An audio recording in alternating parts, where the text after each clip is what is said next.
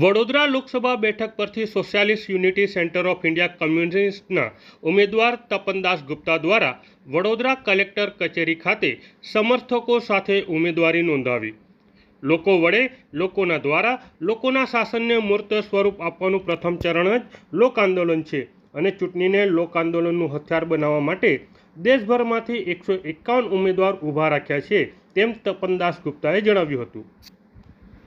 लोक शक्ति जिंदाबाद जिंदाबाद जिंदाबाद लोक आंदोलन जिंदाबाद जिंदाबाद जिंदाबाद कॉमरेड तपनदास गुप्ता ने विजय बनाओ विजय बनाओ विजय बनाओ कॉमरेड तपनदास गुप्ता ने विजय बनाओ विजय बनाओ विजय बनाओ इंकलाब जिंदाबाद जिंदाबाद जिंदाबाद लोकता ने विजय बनाओ विजय बनाओ विजय बनाओ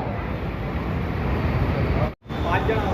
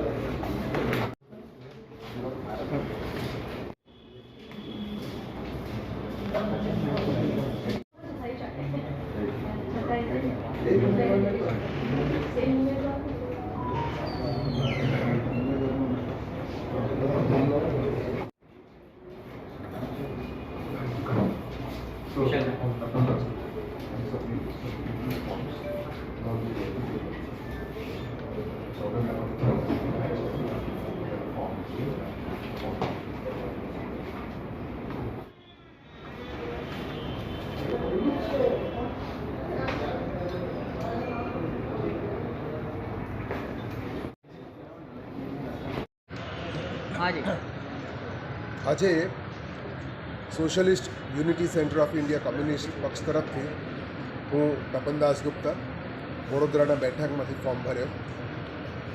અમે સમગ્ર દેશમાં ઘણા સીટોમાંથી 151 સીટોમાંથી લડી રહ્યા છીએ અને આ લડતની જે પાયાની વાત છે, મૂળ વાત છે કે લોકોના જીવનના જે પ્રાણ પ્રશ્નો છે, આ ચૂંટણી દ્વારા લોકોની પ્રાણ પ્રશ્નોની વાતો ઉજાગર થાય.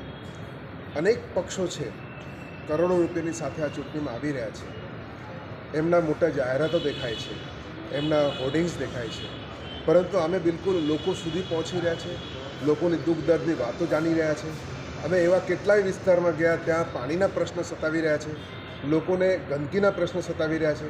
એવા વિસ્તારમાં એવા બહેનો મળ્યા જેમને 3 વર્ષથી BPL કાર્ડ હોવા છતાંય રેશન કાર્ડ મળતા નથી, રેશનના અનાજ મળતા નથી.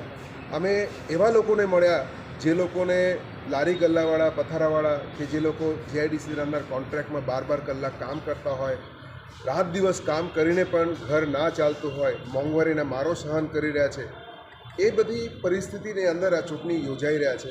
અમે લોકોની સાથે, લોકો પાસે જઈને લોકોના મદદથી આ ચૂંટણીની અંદર લોકોની અવાજ કેવી રીતે બુલંદ બને, આ ચૂંટણી કેવી રીતે લોકલડતની હથિયારમાં બદલાય, ચૂંટણી દ્વારા લોકોની સંગઠિત તાકાત કેવી રીતે ખીલે, એના માટે અમે આ સંઘર્ષમાં ઉતર્યા છે. અમે આખું વર્ષ દરમિયાન સતત આંદોલનો કરતા હોઈએ છીએ. આ ચૂંટણી પણ અમારી આ આંદોલનના જ એક ભાગ છે અને એટલે જ આ વખતે આ ચૂંટણીમાં લોકોની જે પ્રતિસાદ છે લોકલડત પ્રત્યે, લોક આંદોલન પ્રત્યે, એ ખૂબ જ મહત્ત્વનું છે. અને આ જે ફોર્મ અમે ભર્યા છે એ લોકલડતની એક પ્રતીક સમાન છે. ઇલેક્શનમાં અસંખ્ય મુદ્દાઓ છે. સૌથી મહત્ત્વની વાત તો એમ કહીએ કે કોન્ટ્રાક્ટ સિસ્ટમથી લોકો ત્રાહિમામ પોકારી રહ્યા છે. એટલે કામદારોને ન્યાય મળે અને આવનારા દિવસોમાં જે કામદાર કાયદાઓમાં જે ફેરફાર થઈ રહ્યા છે, જે ફિક્સ ટર્મ એમ્પ્લોયમેન્ટ કહી રહ્યા છે, એ એક ભયંકર વસ્તુ આવી રહ્યા છે. યુનિવર્સિટીમાં કર્મચારીઓને 20 વર્ષ 25 વર્ષથી કામ કરતા હોવા છતાં એ લોકો આજે પણ કોન્ટ્રાક્ટમાં કામ કરી રહ્યા છે. એ લોકોને કાયમી કરવાના બદલે એમને આઉટસોર્સિંગમાં નાખીને બીજા કોન્ટ્રાક્ટરને કામ સોંપી રહ્યા છે. આ એક બહુ પાયાની વાત છે. એની જોડે જોડે શહેરની અંદર ટ્રાફિકના મુદ્દા, MS યુનિવર્સિટીમાં જે બેફામ ફી વધારો થઈ રહ્યા છે, MS યુનિવર્સિટીના જે સ્વાયત્તતા આજે જોખમમાં મુકાઈ ગયા છે. શિક્ષણની અંદર જોઈએ, ખાનગી સ્કૂલો બેફામ ફીઓ વધારી રહ્યા છે અને લૂંટામ-લૂંટ ચાલે છે અને સરકારી શાળાઓ એના સામે બિલકુલ બેહાલ છે. સરકાર ગ્રાન્ટ પૂરેપૂરો આપતા નથી, શિક્ષકોની ભરતી કરતી નથી.